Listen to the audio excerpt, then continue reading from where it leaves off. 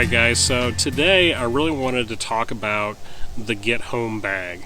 Now, to understand what a get home bag is, we first need to define it. And a get home bag is exactly what it says. It is a bag that is built specifically from getting from point A to point B. It is not a bug out bag. Bug out bags tend to be more long term. It is not a camping bag. It is not full of creature comforts that you would normally take on a backpacking trip. This is a bare bones, minimalist bag that is going to support you, keep you comfortable, well, let's say it's keep you warm and dry, maybe, and keep you fed and hydrated, but that's about it. You will be uncomfortable, you will be tired, you will be hungry, but you will be alive when you are done and you make it back home, and that is the whole point. So I know as humans we like to define everything, put labels on everything, and you know, the get home bag is a very popular term.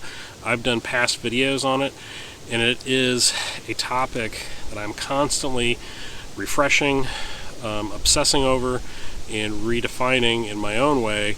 And I thought it would be great to do a get home bag that breaks down the cost, because I think so many people don't have a lot of money and they're building these things, putting them together, and the cost can get crazy really quick. And I've seen videos from other people on YouTube, and some of the costs in these bags are just phenomenal. I mean, it's like the common man can't afford them. But with a little thriftiness, shopping around, hitting your Goodwill, finding stuff that you already have at your house, you may be able to put something together that's going to sustain you. And that's what this video is all about.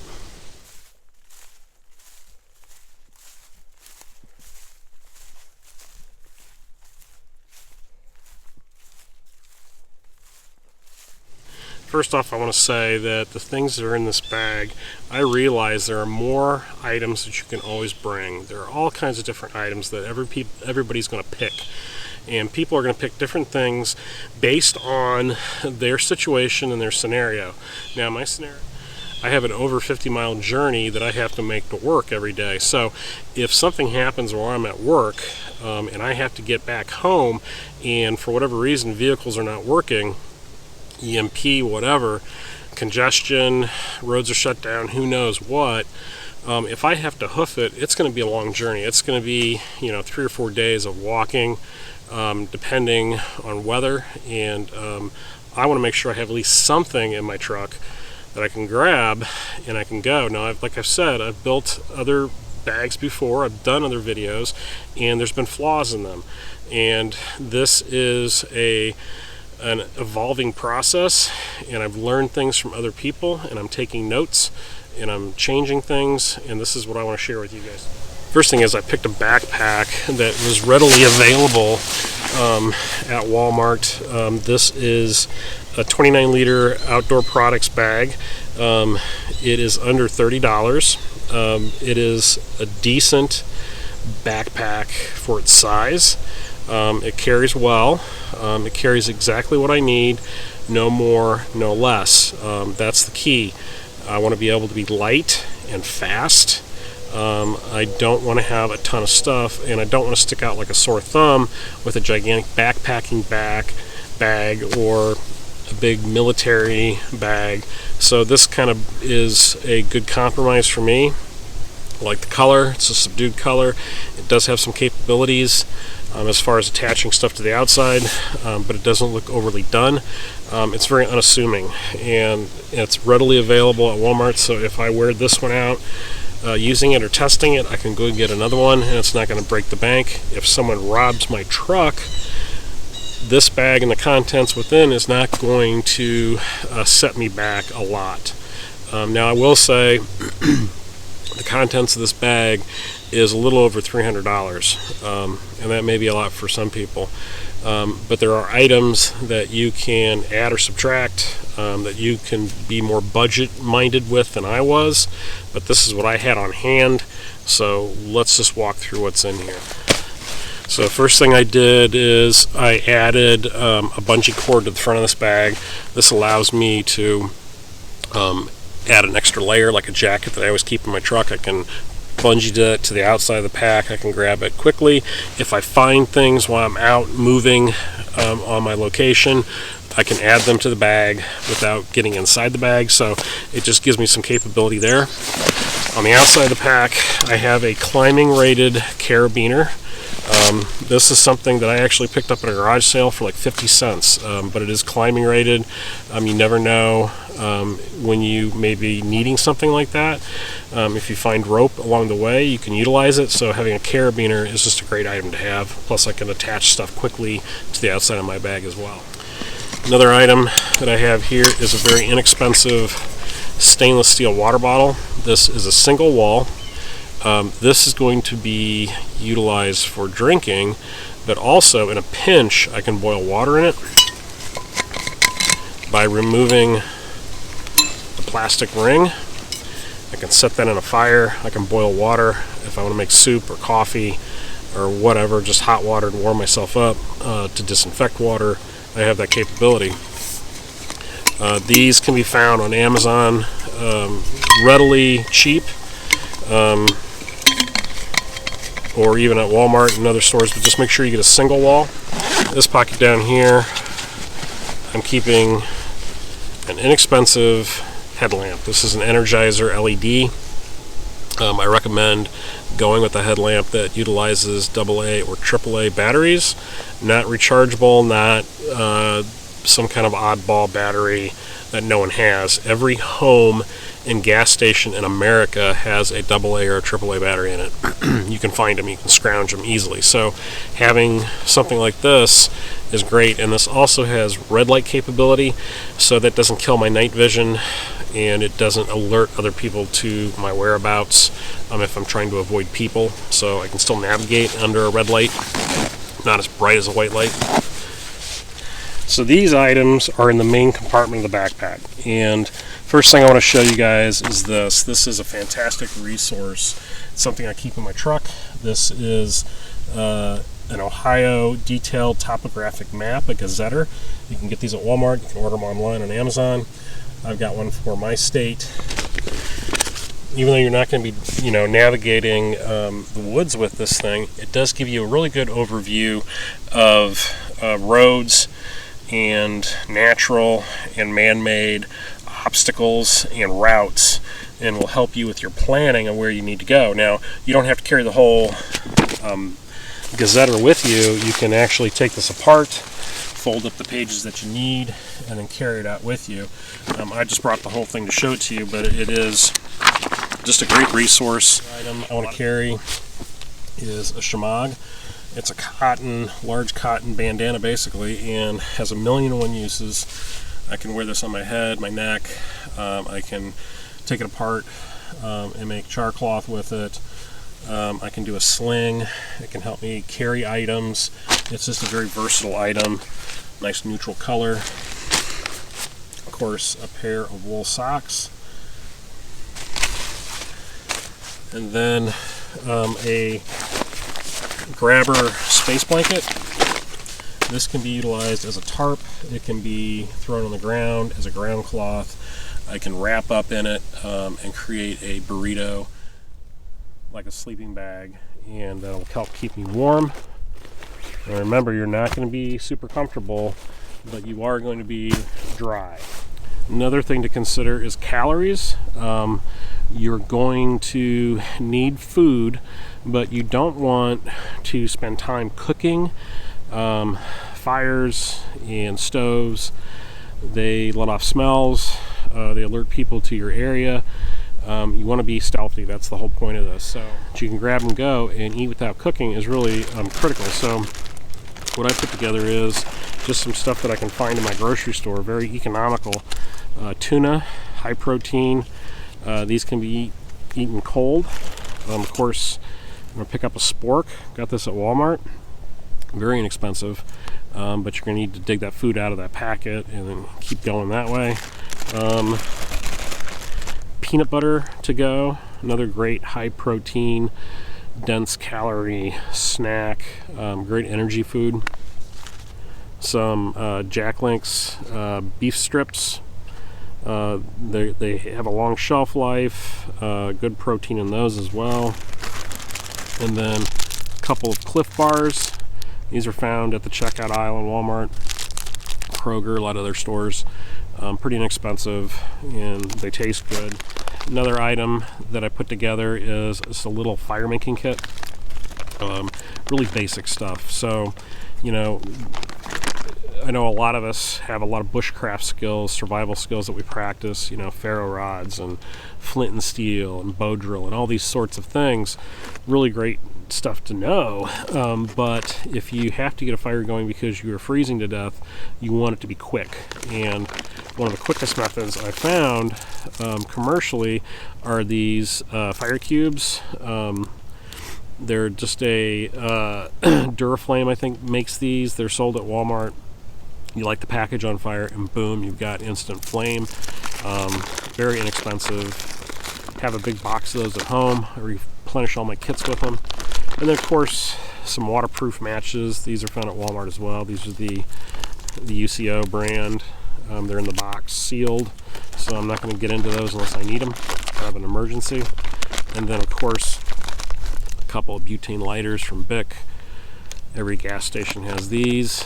Inexpensive. So the fire making kit is minimalist. Next item is kind of a comfort item.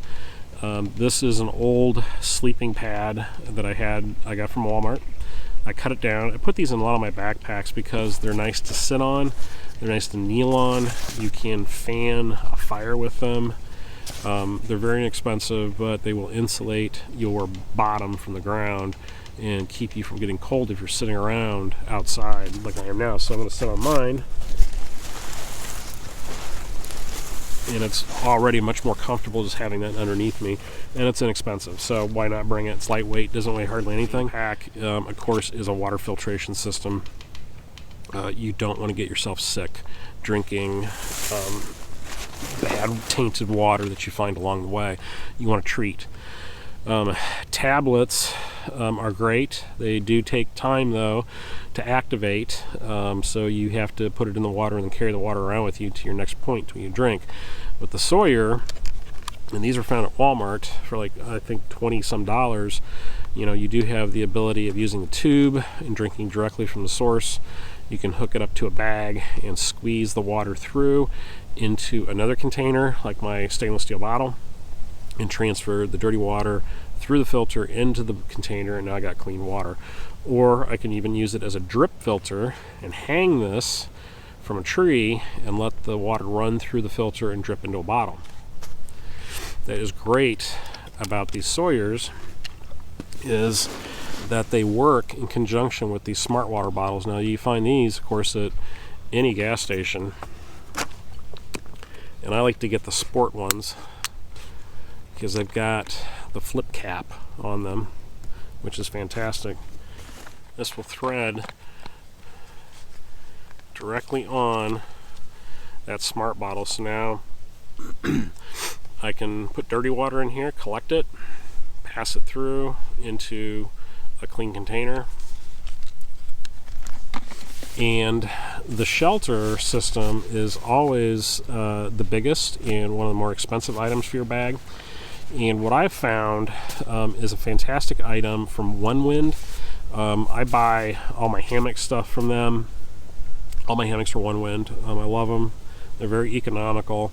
But they have this sill nylon poncho that also works as a tarp. Plus, it is camouflage. And it's in the $30 range. So, having a camouflage tarp to set up to keep you hidden, because you don't want people seeing you while you're trying to get back home, because you don't want them to rob you or to track you. So having an ability to stay stealthy, but also I can wear this over my clothes and keep me dry if it's raining, and then when I find a place to camp I can string this up as a tarp and sleep underneath it.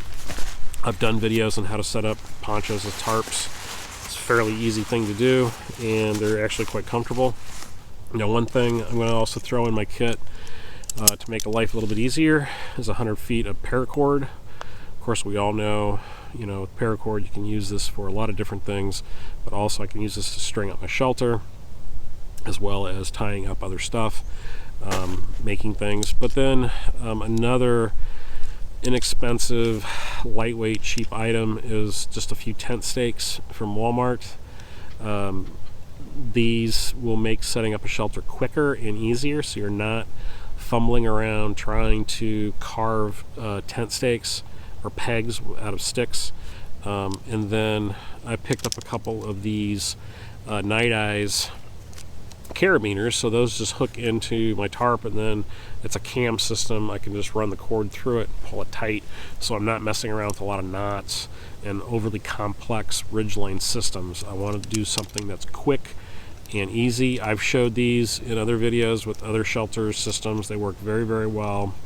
They're fairly inexpensive, and they just take out the complexity of setting up a shelter if you're cold and tired. Large pocket right here, I keep a pair of work gloves. These are super inexpensive. These are from Walmart. These are the Hyper Tough. I think they're like 10 bucks or something, 9 bucks. But they're great to have. You want to protect your hands. And you know, once I use these, if they don't last, it's no big deal. I can throw them out and get another pair. In this front admin section, one thing that I brought along and I have in my bag is a means of charging my cell phone. I don't know if the grid's going to be down or not. I have no clue.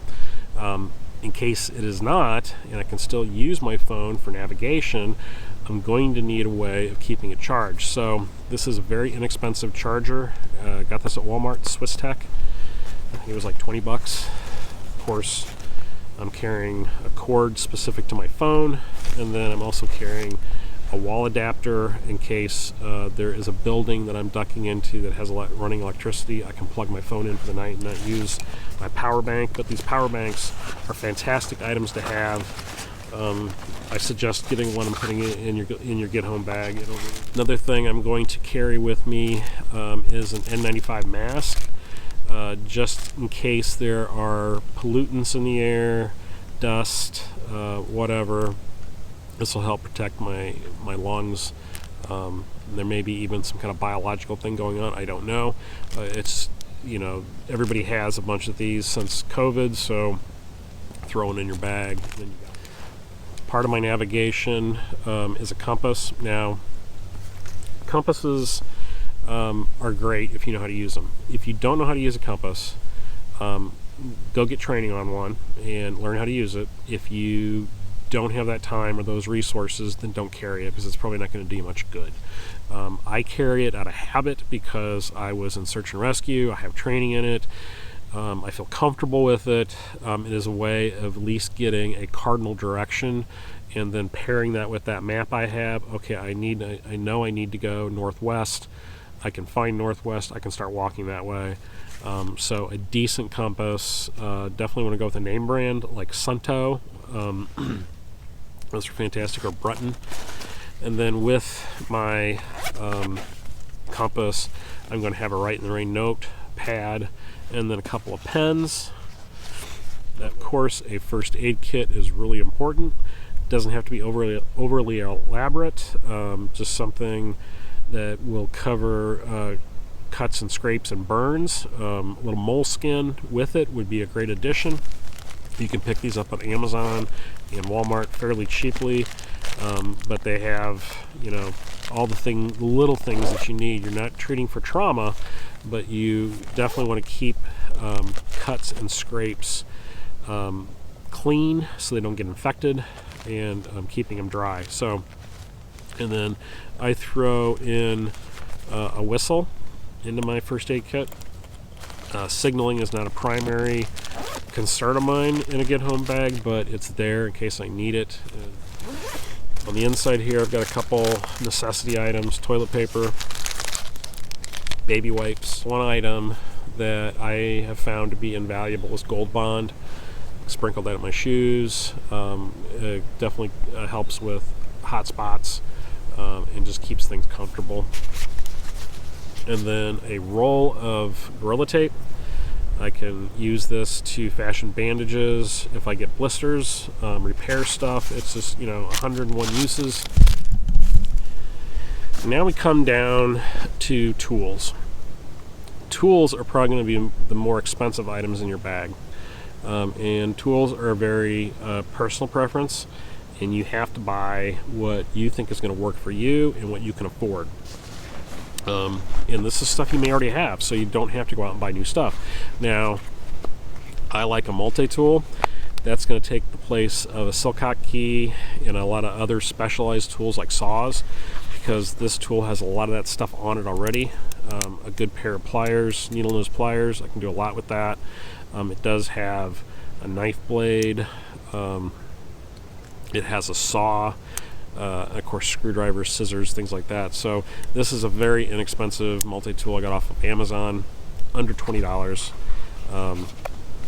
It's the Work Pro, and you know, just having this in my bag gives me a lot of different options for doing stuff. And if I lose this or break it, or it gets stolen out of my truck, it's not a Leatherman. It's not costing me a lot of money. And then the second tool that I want in my pack is some type of fixed blade knife. A lot of people would say you don't need that, you got the Leatherman. Knives to me are important as a wood processing tool, but also as a self-defense item. I can clip this to my belt, and now I have another way of defending myself. Now, there are a lot of options for knives that are inexpensive, more cheap than this. This is the O knife. It's about $90. You could go with a Mora, like a Cans Bowl or a Garberg, and be just fine. Those are great knives, and they're much cheaper. This is what I have on hand. I like this knife. It is, you know, perfectly suited for wood processing, animal cleaning, or self-defense. It can do it all. And it's D2 steel. It's full tang, and so I know it's going to last. It's going to withstand abuse. But that's what I like to carry. Last point is what you carry on you. Those items are not in the bag. Those are the things that you should have on you all the time. And those are things like your wallet, credit cards, cash, bandana, possibly a lighter, a pocket knife of some sort, maybe your multi-tools on your belt. And then the other thing is self-defense, is a firearm. That is a very personal choice. I don't recommend people carry one unless they know how to use them or they're comfortable with them. That is my personal choice, but I will have a weapon in my vehicle or on me at some point. That's something I'm going to grab and put on me if I don't already have it on me. And when I head out, I'm going to have some way of defending myself and protecting myself. So everything is going to be linked down below for you to check out. Most of this stuff is going to be in the Amazon store. There will also be some links to Walmart to find those items online. I'm also going to publish this list on the website, preparedwanderer.com. I'll have the full list, spreadsheet style, with where I bought this stuff at, how much it costs, and then you can actually go to that site, look at it, and go, okay, this is what was in his pack, and this is where I need to get it at, and this is how much it's going to cost me. So hopefully this has just got your brain thinking about how to put together a bag for you and your family. I hope you enjoyed it. As always, thank you so much for watching my videos, and we'll see you next time on The Prepared Wanderer.